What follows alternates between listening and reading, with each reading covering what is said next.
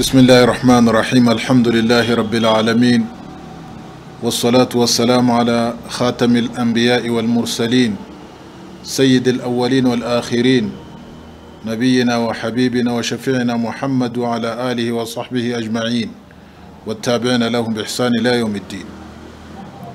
اللهم حبب إلينا الإيمان وزينه في قلوبنا وكره إلينا الكفر والفسوق والعصيان واجعلنا من الراشدين. ishimwe n'ikuzo ni bya Allah subhanahu wa ta'ala, amahoro n'umugisha bisakare kumuherereza mu ntumwa zose n'abahanuzi, umwiza mabanje n'abazaheruka, umukunzi wacu n'umugabo wacu n'umucuguzi wacu Muhammad, nayo mahoro asakare ku bantu be n'abasanyanyendo be beza bitanze batizigamye mu gukorera inzira y'Uwiteka subhanahu wa ta'ala, n'ababakurikirana azakomeza kubakurikira mu kugira neza kugera ku munsi w'imperuka. Turasaba Allah subhanahu wa ta'ala ko yakundisha imitima yacu kwemera akayigira akakugira n'umutako wayo, akatwangisha ikibi no kumugomera, kandi akadushyira muri babandi bari ku murongo ugororotse. Masomo yacu ahise twari twaganiriye ku kwemera, tureba n'inkingi zigize ukwemera. Mu ncamake tutangira kugenda cyangwa se mu buryo burambuweho tutangira kugenda tuganira ku nkingi, duhera ku nkingi ya mbere ari kwemera Allah subhanahu wa ta'ala. Kwemera Imana tubona icyo gishaka kuvugwa iyo umuntu avuze ngo amantu billah. Nyuma y'icyo kiganiro inkingi ya kabiri niyo tugiye kuganiraho, nayo ni imwe mu nkingi zikomeye zigize ukwemera umuyisilamu agomba guhagararaho mu by'ukuri ashikamye, kandi n'igipimo cy'umwemeramana gishingira ku kuba inkingi zose Imana yategetse nyuma yo kwemera Allah subhanahu wa ta'ala, agomba nanone kwemera atajenjetse kandi ashikamye n'ibindi Imana yamutegetse ko agomba kwemera. Muri ibyo rero agomba kwemera ko Allah subhanahu wa ta'ala mu byo yaremye harimo abamarayika. Iyo havuzwe abamarayika, icyo gishaka kuvugwa ku kubemera no kwemera ko abamarayika ari ibiremwa nk'ibiremwa mu biremwa byinshi Imana yaremye, ko bariho nta gushidikanya, kandi ko baremwe mu rumuri, bakaba Imana yarabaremye mu rumuri mu buryo ishaka no mu buryo ibona bubabereye, hanyuma ibashinga n'inshingano runaka bagenda bakora, kuko bo inshingano zabo no kubaha Allah subhanahu wa ta'ala no gushyira mu bikorwa gahunda za Nyagasani subhanahu wa ta'ala mu biremwa n'ibiremwa byose bitandukanye.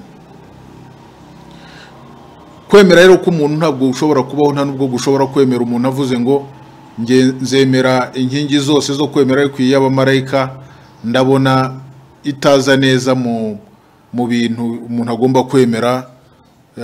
Mu nkingi zigize ukwemera, kwemera kwawe kuba atari ko icyo gihe ugomba kwemera Imana, ukemera n'ibyo Imana yategetse ko ugomba kwemera, no muri byo harimo abamarayika, kugira ngo ukwemera kwawe kube kuzuye. Hanyuma ukabemera no mu bigwi byabo, uburyo Imana ibavuga n'uburyo yabaremye, ntugire icyo wongera, ntugire icyo unagabanya, ntugire n'icyo unagoreka, ukabyemera gutyo. Ibyo Imana yatubwiye mu gitabo cyayo gitagatifu cyangwa muri sunna z'intumwa y'Imana Muhammad sallallahu alaihi wasallam, ukabyakira ntacyo ugabanyijeho nta n'icyo urengejeho. Igihamya inkingi yo kwemera abamarayika ko ari imwe mu nkingi zigize ukwemera ni Allah subhanahu wa ta'ala muri Qur'an mu mirongo ya nyuma muri suratul Baqara aragira ati: amana ar-rasulu bima unzila ilayhi min rabbih wal mu'minuna kullun amana billahi wa malaikatihi wa kutubihi wa rusulihi. Intumwa y'Imana yemeye ibyo yahishuriwe kuva kwa Nyagasani wayo, kandi n'abemeramana buri umwe yemeye ibyo Allah subhanahu wa ta'ala yamanuye. Yemera Allah n'abamarayika be n'ibitabo. Nukuvuga urumva ko muri iyi aya haragaragaramo ukwemera Imana no kwemera abamarayika. Mu yindi aya Allah subhanahu wa ta'ala aragira ati وَمَنْ يَكْفُرُ بِاللَّهِ وَمَلَائِكَتِهِ وَكُتُبِهِ وَرُسُلِهِ وَالْيَوْمِ الْآخِرِ فَقَدْ ضَلَّ ضَلَالًا بَعِيدًا. N'umuntu uzahakana Allah, ntiyemere Allah ndetse ntiyemere n'abamarayika, ntiyemere n'ibitabo bya Allah, ntiyemere intumwa za Allah, yewe n'umunsi w'imperuka ntawemere, uyu nguyu rwose azaba yamaze kuyoba kwa kure cyane. Nuvuga izi zose nizo nkingi zigize ukwemera. Iyo ubayeho rero udashobora kuzemera izi nkingi, nukuvuga ko uba waramaze kuba mu buyobe. Iyo umuntu rero arebye ukuremwa kwa marayika n'imiterere yabo, usanga mu by'ukuri abamarayika hari ikibahuje na Nyagasani subhanahu wa ta'ala, cyane cyane nanone bigashamikiraho n'ikibahuza n'ibiremwa bindi by'Imana yaremye, haba ari isi n'ijuru, haba ari imisozi, haba ari inzuzi, haba ari imvura, haba ari imibumbe yindi Nyagasani yagiye arema ashyira mu birere, haba ari na mwene Adamu bwe. Ni ukuvuga ko iyo urebye abamarayika inshingano zabo zizunguruka aho ngaho. Ahambere h'umwihariko inshingano zabo kuri Nyagasani wabo subhanahu wa ta'ala. Impamvu ikomeye Imana yabaremye nabo no kugira ngo mu by'ukuri bamugandukire, kuko bona nabagaragu ba Allah subhanahu wa ta'ala beza badashobora kunyuranya n'icyo Allah subhanahu wa ta'ala ategetse cyangwa se ashaka. Icyo ni icyambere mu biranga abamarayika, cyane cyane ku ruhare rwa Nyagasani subhanahu wa ta'ala, Nyagasani wabo kandi Nyagasani ibindi biremwa byose. No kubahiriza icyo ngicyo kigatuma banubahiriza ubushake n'amategeko Nyagasani subhanahu wa ta'ala mu bindi biremwa yaremye, byaba ari ibiremwa bitari abantu nkuko twavuze isi n'ijuru n'ibindi. Urebye nk'ikibahuza na Nyagasani subhanahu wa ta'ala ni icyo ngicyo cyo kuba ari ukumagaragira gusa, nkuko Allah subhanahu wa ta'ala agira muri Qur'an ati yakhafuna rabbahum min fawqihim wa yafaluna ma yumarun. Abamarayika batinya Nyagasani wabo uri hejuru wabo kandi wagakora ibyo Nyagasani yabategetse. Nanone mwindi aya la yasuna Allah ma amarahum wa yafaluna ma yumarun. Ntabwo bashobora kunyuranya n'ibyo Allah subhanahu wa ta'ala bategetse, ahubwo bakora ibyo abategetse. No mwindi aya وقالوا اتخذ الرحمن ولدا سبحانه بل عباد مكرمون. Abangikanya Imana baravuze kubera ko abantu badafite ukwemera Imana no gukurikira umurongo w'Imana ugaragara mu bitabo byayo, cyane cyane by'umwihariko muri Qur'an ndetse no mu mvugo z'intumwa y'Imana Muhammad sallallahu alaihi wasallam, bahora mu giherero kidashira. Niyo bageze ku bamarayika bakavuga ati abamarayika n'abana b'Imana, Imana yishyiriyeho abana, Imana ifite abana. Ubutagatifu n'ubwa Allah subhanahu wa ta'ala, abamarayika ntabwo ari abana b'Imana, ahubwo n'abagaragu b'Imana biyubashye kandi bubashywe, ko ntabwo bashobora gutenguha Allah subhanahu wa ta'ala. Ntabwo Imana ibyara, nta nubwo ibyarwa. Kuvuga gutya rero ngo abamarayika n'abana b'Imana, ibyo ngibyo nyine ni bwa buyobe nk'ubuyobe bundi, no guta umurongo mu buryo Imana yategetse ko tugomba kuyemeramo no kwizeramo. Abamarayika rero bafite uburyo Imana yabaremye, no muri iyo shusho tugomba kuvuga kuri ibi bikurikira. Icyambere nuko abamarayika Imana yabaremye mbere yuko irema Adamu alayhi salam, abantu twese dukomokaho, kubera ko Imana yaravuze muri Qur'an iti wa idh qala rabbuka lil malaikati inni ja'ilun fil ardi khalifa. Ngo zirikana igihe Allah subhanahu wa ta'ala yabwiraga abamarayika ati ngiye gushyira ku isi umusigire. Abamarayika bakamubwira bati ataj'alu fiha man yufsidu fiha wa yasfiku dima. Ese Nyagasani Imana ugiye gushyira ku isi umusigire uzagenda kuri yose agakora ubwononye n'ubwangizi kandi akamena n'amaraso? Bakanongeraho bagaragaza ko habaye hari umusigire wahaba, aribo bakakwiye kuza ku isi kugira ngo baba basigire kubera ko banubaha Allah subhanahu wa ta'ala. Wa nahnu nusabbihu bihamdika wa nuqaddisu lak, kandi nyagasani Imana ntacyo tudakora mu kugusingiza no mu kukurata. Imana irabasubiza qala inni a'lamu ma la ta'lamun, nyagasani ati ngenzi ibyo mutazi. Iki kiganiro cyabaye hagati ya Allah subhanahu wa ta'ala n'abamarayika, Allah abereka igikorwa cyo kuremwa kwa Adamu alayhi salam, ni ikigaragaza ko abamarayika babayeho mbere yo kurema Adamu. Icya kabiri, annahum khuliqu min nur, nuko abamarayika baremwe mu rumuri. Nibi turabikesha hadithi ya Aisha, umubyeyi w'abemeramana, yaturutse ku ntumwa y'Imana Muhammad sallallahu alayhi wasallam, aho intumwa y'Imana muri hadithi yavuze iti khuliqatil malaika min nur wa khuliqal jan min marij min nar wa khuliqa Adamu mimma wusifa lakum. Abamarayika baremwe mu rumuri, hanyuma amajini aremwa mu muriro, Adamu we aremwa mu byo mwabwiwe. Ibyo twabwiwe biri mu zindi mvugo z'intumwa y'Imana Muhammad sallallahu alaihi wasallam, nuko Adamu yaremwe mu gitaka.